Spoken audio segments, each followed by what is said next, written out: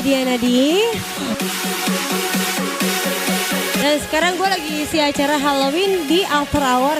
Crowdnya pecah, asik, seru. Pokoknya nggak bakal nyesel deh hangout di sini. Pak Andre ini kerjanya di sebuah tempat hiburan malam yang ada di daerah Pik. Kalau untuk bisnis F&B kayak After Hour gini, itu prospeknya menurut Pak Andre itu bagaimana buat jangka panjangnya? Oke.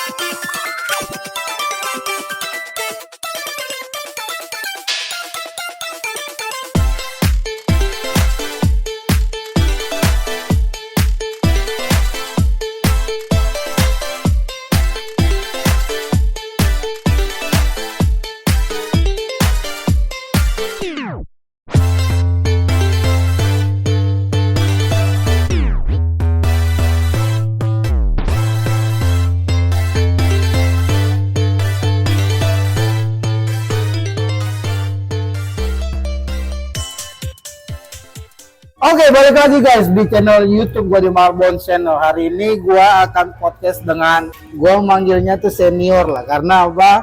Pak Andre ini kerjanya di sebuah tempat hiburan malam yang ada di daerah Pik. Jadi kita mau kupas bagaimana ceritanya Pak Andre ini bisa terjun di F&B. Ceritanya Pak Andre ini awal mulanya untuk bekerja di F&B itu tahun berapa, Pak? Sebelumnya terima kasih ya Charles ya atas waktunya yang kita bilang podcast ini, mudah-mudahan bisa kita ke depannya lebih baik ya. Oke, kalau saya terjun di tahun 95. Ya, 95-96 ini saya udah gabung di Shangri-La Hotel Jakarta. Itu sampai tahun 2000. Nah, dan tahun 2000 itu saya pindah ke Batam. Pegang untuk salah satu outlet di kafe di sana sampai tahun 2001, dan balik ke Jakarta itu saya gabung di After Hour Bar and Biliar. Nah, itu sampai khususnya yang di Sarinah ya. Yang di Sarinah itu hampir 19 tahun. 19 tahun tuh ya, Pak? 19 tahun. Nah, habis pandemi dan karena dikaitkan dengan renovasi dari gedung Sarinah ke BUMN, akhirnya saya pindah di After Hour Pik ini sendiri dari tahun 2002 ya. Oke, kalau boleh tahu nih Pak, After Hour ini satu owner atau dia sistem franchise? Oke, jadi saya jelaskan. Yang pertama dari grup yang pertama itu dari Sarinah. Itu yang terdiri dari 7 owner, ya beberapa. Nah, kalau yang dari pindahan Sarinah ini semua, yang ini terkaitnya franchise ya. Tapi ini bentuknya dengan ada kaitannya relasi ya. Kenal dengan beberapa funding foundernya After Hour itu sendiri, akhirnya terbentuk dari beberapa cabang. Hampir kebanyakan mereka itu dari tamu-tamunya. Tamu loyalitas After Hour, yang khususnya di daerah Sunter juga after hour dan juga di daerah Point.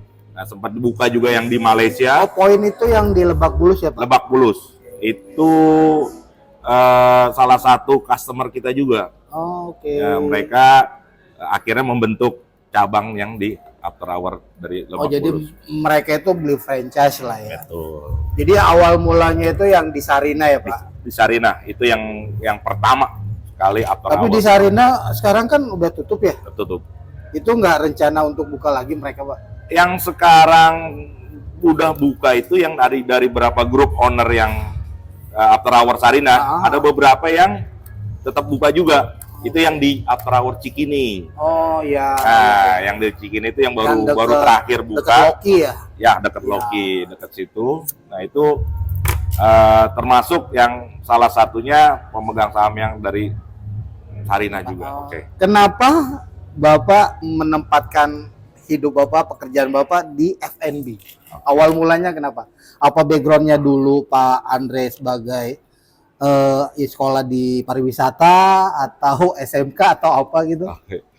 Sebenarnya salah satunya saya sendiri ya, surprise juga sih ya. Saya waktu pertama mau kuliah, saya pikir gue kerja dulu mau coba ya.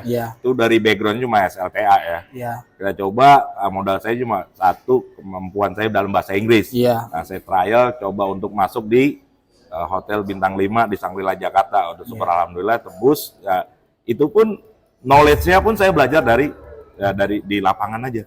Oh, learning by doing. Learning by doing. Itu yang salah satu motivasi saya bilang berpikir mereka orang yang edukasinya mungkin yang dari D3 ataupun S1, pikir saya, oh dia bisa, kenapa gua nggak bisa? Benar.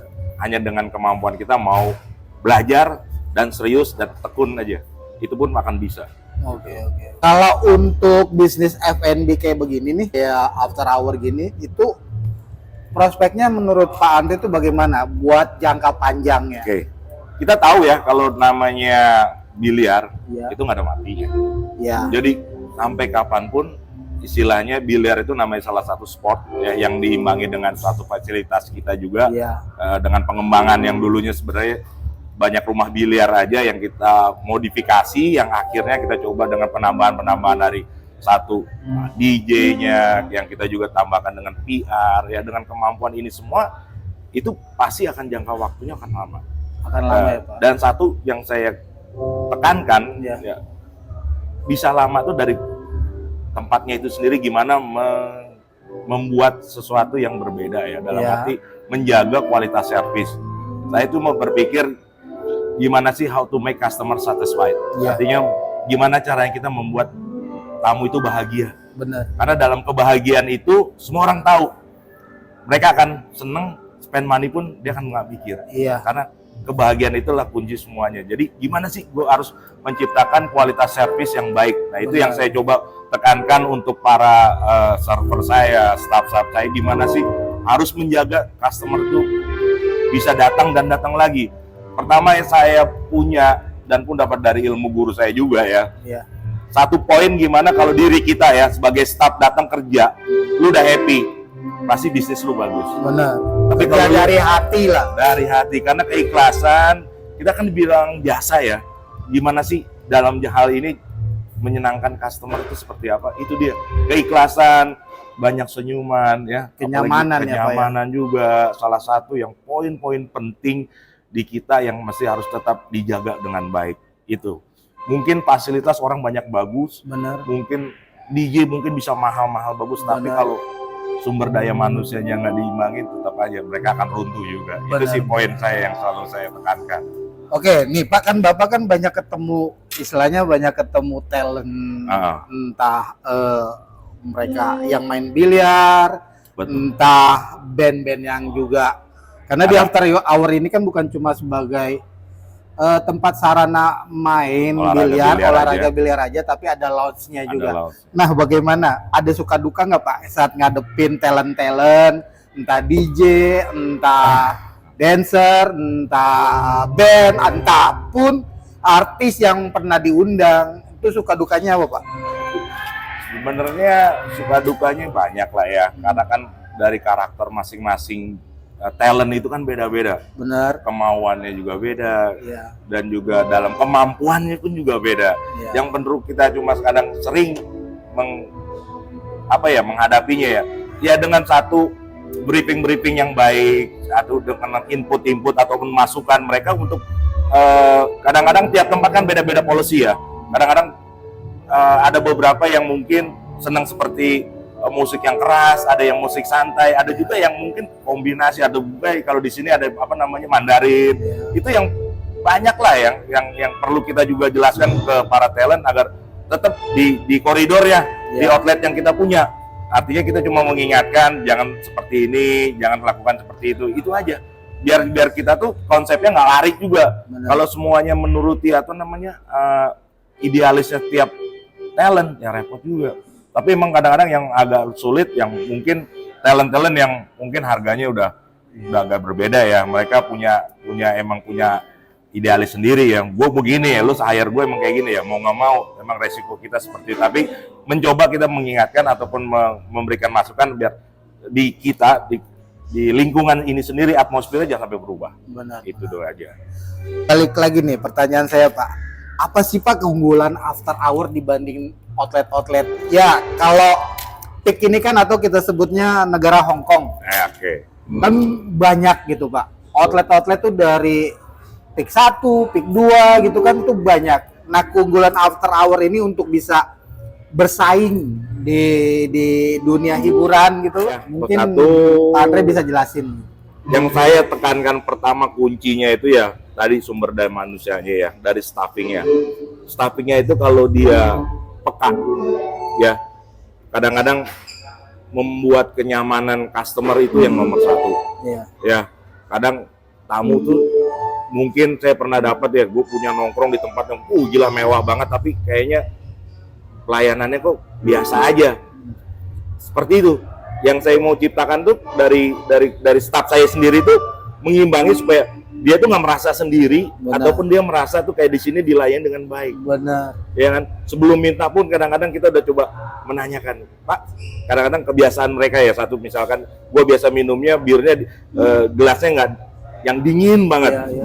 Itu sebelum dia minta pun kita udah tahu, Pak nih birnya. Oh, itu ada satu kita bilang ya, kebanggaan ya nilai mereka. Plus lah. Nilai plusnya itu gue gila. Gue belum minta, mereka pelayanannya udah kasih seperti ini. Artinya second home banget buat mereka. Jadi pun gue merasa nggak asing juga. Jadi kadang-kadang kita selalu panggil dia dengan nama, agar mereka kadang-kadang dia bawa temennya, gila, lu dikenal banget ya. Perasaan dia baru datang 2-3 kali kan. Taunya kayaknya lu datangnya udah sering banget. Ya, artinya kita memberikan satu pelayanan seperti itu. Nah, yang membedakannya kita kenapa berani berkompetisi dari tempat-tempat outlet yang lain, mungkin dia bisa lebih mewah. Kita punya konsisten ya.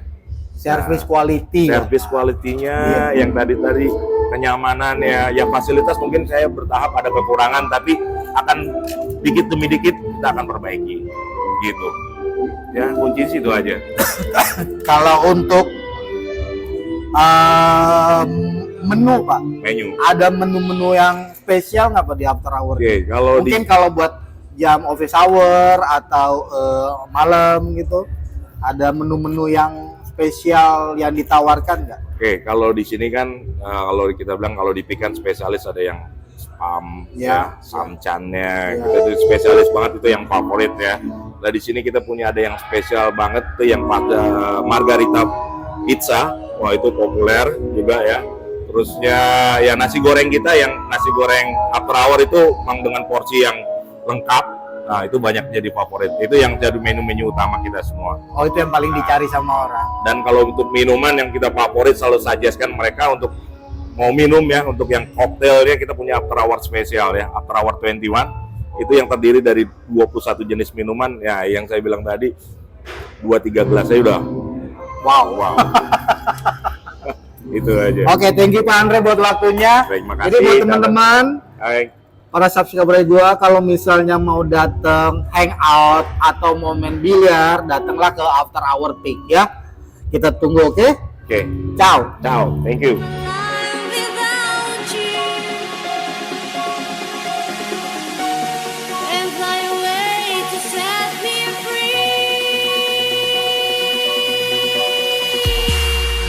gue DJ Dianadi.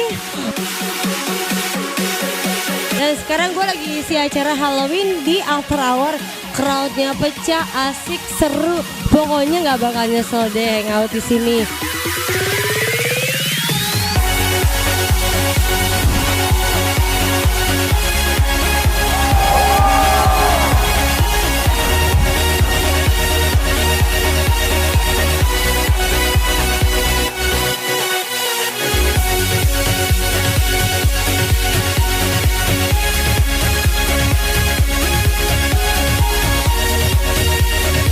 Oke guys, jangan lupa ya mampir ke After Hour. Thank you.